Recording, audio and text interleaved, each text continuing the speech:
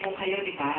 Sabi ko. Kasi kung katulad ko yung 25 years old, single, medyo nahihirapan na po. Dahil lahat naman sila, mabubuting tao. Lalo na po yung bubog ko.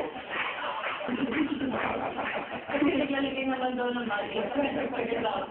Siyempre, iiwasan mo ulit na lalaki sa'yo, di ba? Kasi ang para sa akin, love thing is always, it should be always a gift from heaven. If it becomes hell, di ba? Bakit sa patot? Kung namulipod siya, illuminated sa hell. Sabi nila, age doesn't matter, it always matters. Ang age always matters, it does. But you show enough respect and love. Kasi eventually, ano yung age will come into play eh. Di ba? Mas na ako sa'yo, kailangan, eto, pag-gawin mo. Yung bagay, gusto kong gumimik, pero yung partner ayaw na. Iba kasi ang binalisyon ng edad eh. It will always come into play. Kasi have enough love and understanding, respect. Kasi ako yung anak matanda po kasi matanda na siya eh. Kahit ano gawin ko, okay lang. Okay daw. Kasi dahil naman po, kahit naman po nanabasit siya, pagkatapos, di ko na mag-isipin nila ako. Yung pangatlo po, si Bading. Ang ganda lang po yung trabaho niya, mabait po siya, caring, parang lalaki din naman. Kaya lang, pag may ibang lalaki po, nalilito na kami dalawa. Kaya totoo niyan kung base sa mga binigyan mo sa akin yung mga criteria, ang gusto ko sa matanda. No, yeah, that's the oldest gentleman. Kasi kung baga lesser risk siya. May sakit po kasi siya yung mamatay na siya. It doesn't matter.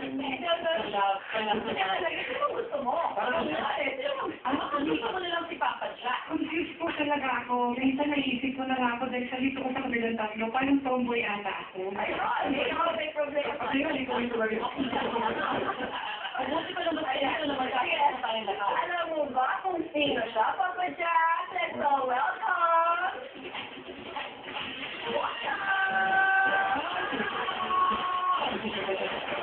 Ikaw talaga? So, talaga, nilito mo kami ng feeling why? Iwan ang itawag mo kay Mosang.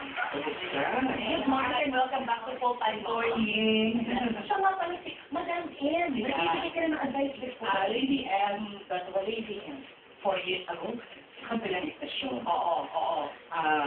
It's an AM station. Pero that time, hindi ba wala pang teleradyo. My program has a different format. I give advice also. Saka hindi na pinapakita yung mukha ko. Oo, wala. Pero ano yung format? Tumatawag din. Basta na-open yung hour mo ng pag-broadcast, tumatawag din yung every day, meron akong iba-ibang problems na happen. They will call and my listeners will give the answer. Their own opinion. So, open line lahat yun. Then ako yung pinaka-final say. Ayun. Nakakasama natin sila papadyakan mo sa ano yung mamaya. At sasama pa sila sila Lou and D at Algebra. Kaya dito ko lang dito sa Full-Time Morning.